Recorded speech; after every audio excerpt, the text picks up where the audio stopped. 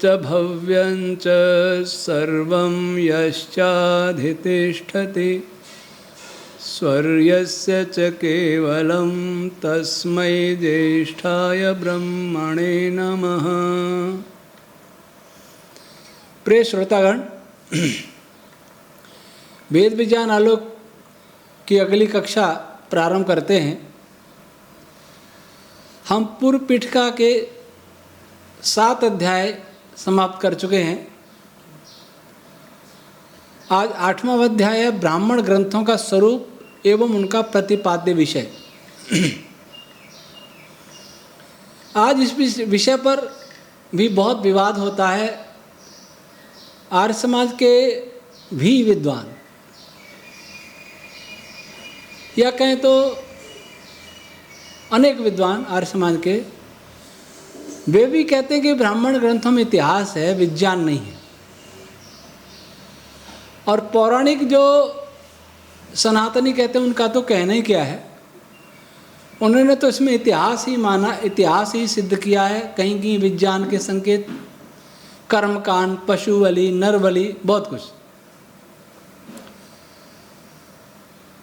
वस्तुतः मूल तत्व पर विचार नहीं करते। ऋषि दयानंद के इस वचन को उद्धृत करते हैं। सत्यार्थ प्रकाश का जो समोल्लास, 7वां समोल्लास है, जब बहुतों के आत्माओं में वेदार्थ प्रकाश हुआ तब ऋषि मुनियों ने वह अर्थ और ऋषि मुनियों के इतिहास पूर्वक ग्रंथ बनाए। उनका नाम ब्राह्मण अर्थात ब्रह्म, जो वेद उसका व्याख्यान ग्रंथ होने से ब्राह्मण नाम हुआ। ऋषि मुनियों के इतिहास पूर्वक ग्रंथ बनाए, इससे वो सिद्ध करते हैं कि ब्राह्मण ग्रंथों में इतिहास है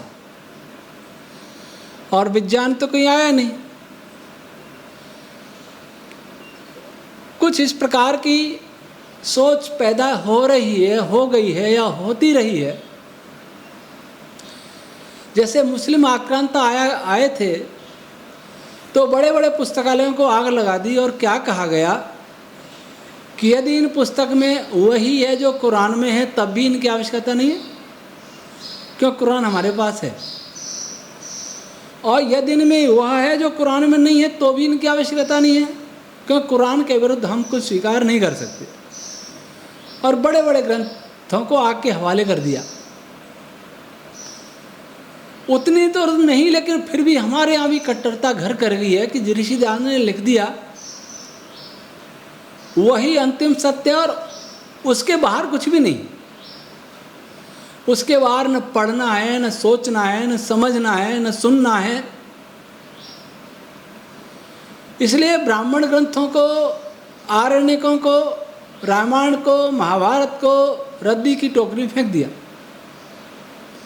भले ही सत्यार्थ प्रकाश में 3रे समोल्लास में इनको पाठ्यक्रम में रखा गया हो, लेकिन पढ़ता कौन? यह भी नहीं सोचा कि लिखा कि वेदों के जो व्याख्यान हैं उनको ब्राह्मण कहा गया। और वेद किसको कहा ऋषि दयानंद ने? सब सत्य विद्याओं का पुस्तक। अर्थात इस संसार में जो भी नित्य विद्याएं हैं, विद्या पर विचार करें तो महर्षि पतंजलि ने जो योग दर्शन में विद्या की परिभाषा दी है वो है कि नित्य को नित्य मानना, आत्मा को आत्मा मानना, सुख को सुख मानना, दुख को दुख मानना, अनात्मा को अनात्मा मानना, ये विद्या कहलाती है। इसके विपरीत अविद्या। तो सत्य विद्या क्यों कहा ऋषि दयानंद? क्या विद्या असत्य भी होती है? तो इसका अर्थ है कि हाँ, असत्य भी होती है। असत्य का मतलब अर्थ है जो सदा न रहे। इसलिए इतिहास की घटनाएं वास्तविक होते हुए भी सत्य नहीं हैं, वास्तविक हैं। श्री राम पैदा हुए, श्री कृष्ण पैदा हुए, ये भगवान शिव पैदा हुए, ये सत्य है, वास्तविक है। लेकिन इसको फिर भी इसको सत्य विद्या क्यों नहीं कहा जा सकता? क्योंकि इनके जन्म से पहले वे नहीं थे। तो यहाँ विद्या यद्यपि सत्य को कहते हैं, लेकिन सत्य अगर विद्या के आगे विशेषण के रूप में लगाया है तो यहाँ विद्या कुछ और है, सत्य कुछ और है, जो सदैव बना रहे। अर्थात विज्ञान ही सत्य विद्या है। मानवीय इतिहास ये असत विद्या है तो सही, है तो वास्तविक, लेकिन सदा रहने वाला ज्ञान नहीं है, क्योंकि इसके पहले वो नहीं था। इसलिए जब कहा कि वेद सब सत्य विद्याओं का पुस्तक है, इसका अर्थ ये होता है कि वेद नित्य विद्याओं का पुस्तक है, अर्थात विज्ञान का पुस्तक है, इतिहास का नहीं है। और मैं तो कहूँगा किसी ग्रह उपग्रह का भूगोल भी नहीं है उसमें, कोई नदी पर्वत आदि का नाम नहीं है, मनुष्य आदि का तो दूर की बात है, क्योंकि वेद संपूर्ण ब्रह्मांड के लिए है। वेद इस पृथ्वी के लिए नहीं है। वेद को हमने हिंदुओं तक सीमित कर लिया, हिंदुओं ने भी हमारे आर्य समाज के खाते में डाल दिया कि हमारा नहीं, हमारा तो गीता, हनुमान चालीसा, रामचरितमानस, श्रीमद् भागवत वेद से दूर होते जा रहे। हमारी प्रवृत्ति जितनी अलग होने की है, अलग करने की है। ईसाई और मुसलमानों की प्रवृत्ति है जितना अपना प्रसार करने की, प्रचार करने की, अपना विस्तार करने की नीति रहती है, दूसरों को मिलाओ। हमारे यहाँ क्या रहता है, अपने में से कितने निकल सके बाहर उनको निकालो, अपनी अपनी पृथक पृथक पहचान बना करके दूसरों से कटो, संकीर्ण होते जाओ। इसलिए सारी दुनिया में जो कभी वैदिकों का राज था, आज भारत में भी नहीं रहा, और ये प्रवृत्ति चल रही है। तो आर्य समाज ने के भी अधिकांश लोग ऐसे हो गए कट्टरपंथी कि जो ऋषि दयानंद ने कह दिया चाहे वो समझ में न आए, ये भी बता दो, चाहे ऋषि दयानंद के कहे हुए भावों से प्रतिकूल अर्थ निकालें। ऋषि दयानंद ने रूढ़ अर्थों का विरोध किया। महर्षि यास्क प्रणीत प्रणाली जो यौगिक प्रणाली है, उसकी ओर हमें लाया गया ऋषि दयानंद के द्वारा। सारा जीवन गुरु बाबा ब्रजानंद जी का जीवन इसी पर था कि ऋषियों के ग्रंथों को समझो, यौगिक शब्दों को, यौगिक पदों को समझो, रूढ़ अर्थ मत करो। रूढ़ अर्थ हो ही रहे थे, हमने क्या किया, ऋषि के ग्रंथों के भी रूढ़ी अर्थ कर दिए। इस पर थोड़ा अगर मस्तिष्क पर जोर देते तो सही अर्थ समझ पाते, और मस्तिष्क पर जोर नहीं दिया जाता। जैसे आजकल की भाषा में जो कहते हैं कॉपी पेस्ट करना, सत्यार्थ प्रकाश में ये लिखा, ऋग्वेदादि भाषाओं के लिखा उसका अर्थ भी समझा क्या, इस पर दिमाग नहीं लगा, इस पर जोर नहीं डाला। और लड़ना, उसके विरुद्ध कोई बोल दे तो झगड़ा कर देना। और सत्यार्थ प्रकाश में भी पता है पहले क्या पढ़ते हैं, ऋग्वेदादि भाषाओं का तो कोई पढ़ता नहीं, कठिन लगती है, तो उसमें दिमाग लगाना पड़ता है। सत्यार्थ प्रकाश में भी जो खरीद के लाएगा सबसे पहले कौन सा समोल्लास पढ़ेगा, 11वां समोल्लास। न भूमिका पढ़ेगा, पहला तो पढ़ेगा ही नहीं, एक पेज पढ़ करके आगे चल देगा, ये तो कठिन। 11 में पढ़ेगा, और 11 में मूर्ति पूजा का खंडन आएगा, संप्रदाय खंडन आएगा, तो बहुत आनंद आएगा। वो सोचेगा यही सत्यार्थ प्रकाश का सार है।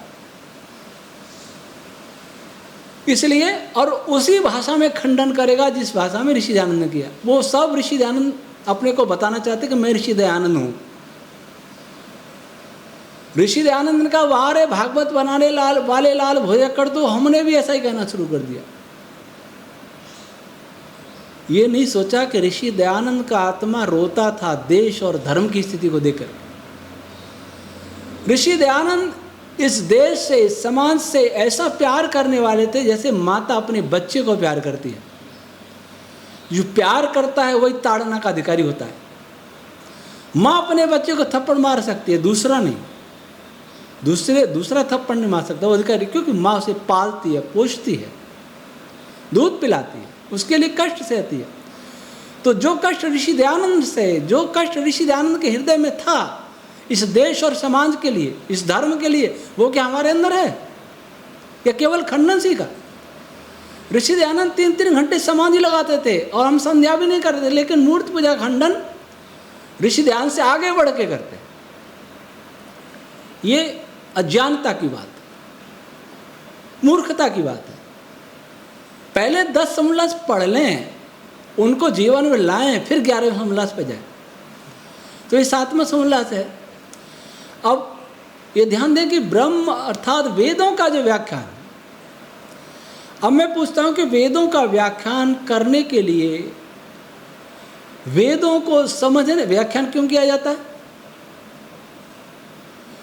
जो विशेष प्रकार से सब ओर से किसी बात को कहता हो, स्पष्ट करता हो, वो व्याख्यान कहलाता है। जो मंत्र से समझ में नहीं आए वो व्याख्यान के द्वारा समझ में आ जाए, इसलिए वो व्याख्यान कहा जाता है। नहीं तो व्याख्यान की आवश्यकता है क्या?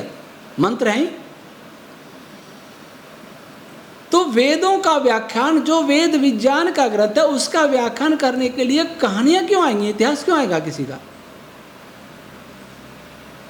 मैं किसी वेद मंत्र का व्याख्यान करने के लिए रामायण की कहानी सुनाने लग जाऊं तो वेद समझ में कैसे आएगा? और ब्राह्मण ग्रंथों में किसी भी ऋषि की, ये लिखा ना ऋषि मुनियों के इतिहास पूर्व ग्रंथ हमारे, किसी भी ऋषि का, किसी भी राजा का विधिवत इतिहास नहीं है, नाम उल्लेख हुआ। तो ब्राह्मण ग्रंथों में जो ऋषिवाची नाम है, कोई राजावाची नाम है, वो वास्तव में जड़ पदार्थों के नाम है अधिकांश। तो आदि दैविक अर्थ उनका निकलता है। विश्वामित्र नाम है तो विश्वामित्र ऋषि वो नहीं है जो श्री राम को ले गए थे, लक्ष्मण जी को ले गए थे। विश्वामित्र वाग रश्मि का नाम है, ओम रश्मि का नाम है, अनुष्टुप रश्मि का नाम है। ये कहाँ से जानेंगे? इसके लिए दूसरे ब्राह्मण ग्रंथ ही देखने पड़े, पर नहीं पढ़ेंगे नहीं। विश्वामित्र आया तो विश्वामित्र ऋषि, विश्वामित्र का इतिहास आ गया। कोई भी विद्वान ब्राह्मण ग्रंथों में से किसी राजा का, किसी ऋषि का क्रमबद्ध इतिहास नहीं लिख सकता। आप पूछेंगे ऋषि आनंद ने गलत कह दिया। मैंने गलत नहीं कहा। अनेक ऋषियों के नाम का उल्लेख इस प्रकार है, जैसे एनसीईआरटी की पुस्तकों में आइंस्टीन के बारे में कुछ थोड़ी इतिहास की जानकारी दे दी जाए, फिर आइंस्टीन के सिद्धांत को समझाया जाए, ऐसा मिलता है पुस्तकों में। इतना मात्र है कि फला ऋषि ने ऐसा कहा, ये इतिहास थोड़ी हो गया। हाँ, ऋषि जो नाम आया वो इतिहास, ऐतिहासिक ऋषि का नाम। ऐसे ऋषियों के नाम भले ही हैं, लेकिन वो भी कम हैं। ऐत्रेय ब्राह्मण के नाम से मैं कह रहा हूँ, अधिकांश नाम तो आदिदैविक ही हैं, पदार्थों के नाम हैं, और उनसे ही ऋषियों ने अपने नाम रखे। वेदों में है ऐसे नाम। वेदों में दशरथ जी का नाम है, वेदों में अर्जुन का नाम है, वेदों में कृष्ण जी का नाम है। तो इसका अर्थ थोड़ी है कि उनमें इतिहास है। तो ऐसा ही ब्राह्मण ग्रंथों में है, लेकिन कहीं कहीं ऋषियों का नाम भी है कि इस ऋषि का ये मत है, इससे अधिक नहीं। तो इस बात को मन से निकाल लेना चाहिए कि ब्राह्मण ग्रंथों में इतिहास है। अगर इतिहास है, किसी के व्याख्यान में इतिहास है, इसका अर्थ है कि मूल में भी इतिहास है। इतिहास तो निकालने वाले वेद में इतिहास निकालते ही हैं। कोई तो हनुमान जी का इतिहास निकालता, कोई राम का इतिहास निकालता, कोई कृष्ण जी का इतिहास निकालता। ये तो दुर्भाग्य। और इतिहास निकालने वाले निश्चित ही वेद के विज्ञान की हत्या करने वाले। ऐसे दृष्टिकोण के कारण हम वेद को कहीं भी स्थापित नहीं कर पाए और न कर पाएंगे। और क्या करेंगे? मैकाले की शिक्षा में बहेंगे, उनकी पीढ़ियां बहेंगी, पढ़ाएंगे बच्चों को। वहाँ वेद का भाषण खूब करेंगे मंचों पर। हमारे वेद में है, हमारे वेद में है, हमारे ऋषियों के पास है। उनसे पूछो, आपके बच्चे वेद पढ़ते या आपने पढ़ लिए या समझ में आया? समझ में आया कि इसमें विज्ञान है, वो भी सब विज्ञान है, संपूर्ण विज्ञान है। तब इंग्लिश स्कूल में बच्चों को क्यों पढ़ाना, कॉन्वेंट स्कूल में क्यों पढ़ाना, बड़े अच्छे मैकाले वाली प्रणाली में क्यों पढ़ाना, गुरुकुल में पढ़ाओ। गुरुकुल में दूसरों को बुलाना, अपनों को अंग्रेजी शिक्षा में पढ़ाना, ये दुर्भाग्य चल रहा है। एक सूची बना लीजिए गुरुकुलों की, गुरुकुलों के जो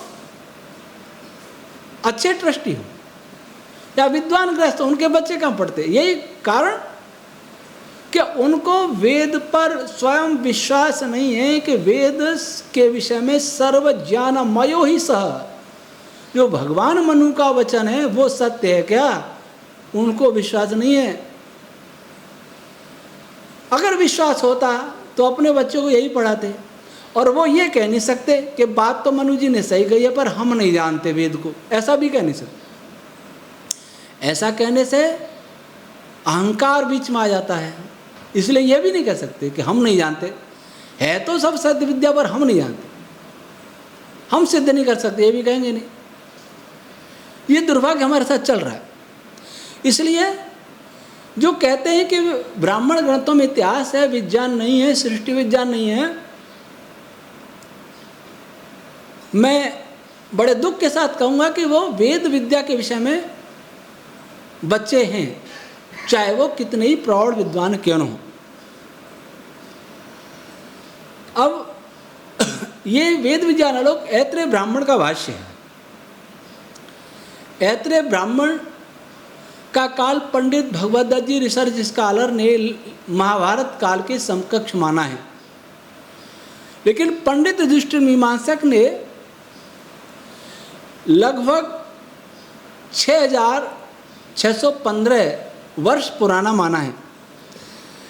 लेकिन सबने यही माना है कि प्रारंभ से ही ब्राह्मण ग्रंथ की रचना शुरू हो गई थी, ब्रह्मा जी से लेकर के प्रारंभ हो गई थी, लेकिन सुनने सुनाने से चल रहा था, उनको लिपिबद्ध नहीं किया गया था। लिपिबद्ध का ये समय है 6615, समझें तो 6,500 वर्ष पुराना ये ऐत्रेय ब्राह्मण है। तो आज हमने ये समझा कि ब्राह्मण क्या है। ब्राह्मण ग्रंथ वे ग्रंथ हैं जिनमें वेद का व्याख्यान, वेद को समझने के लिए वेदों का व्याख्यान किया गया, कुछ उदाहरण, और सांकेतिक रूप से यज्ञों का विधान किया गया। वो यज्ञ भी सृष्टि को समझाने के लिए, यज्ञ सांकेतिक रूप से। तो आज ब्राह्मण ग्रंथ किसको कहते हैं, इसकी चर्चा की। अब हम कल चर्चा करेंगे कि ब्राह्मण ग्रंथों का विषय क्या है, इसकी चर्चा कल। आज इतना ही। ओम शम।